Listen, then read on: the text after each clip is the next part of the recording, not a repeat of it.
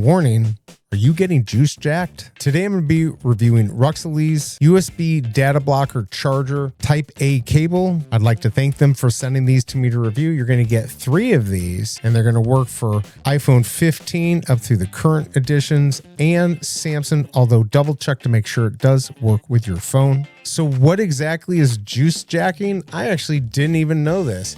If you go to the airport or you go to your Starbucks or any place and you charge your devices, maybe it's your phone, maybe it's a mini drive, whatever, they can actually steal information by messing with the charging unit. So when you plug your phone in, they could be stealing data. Didn't even know that existed. So now I'm glad I've got these because this is definitely something that's going to prevent it. So it's basically going to block any of the data, but allow you to charge without any worry. You still get the 5-volt 3-amp charging, so it's not going to hurt your fast charging. You're still going to be able to charge your devices very quickly. It's got the braided cable here, which I like better than just a rubber cable.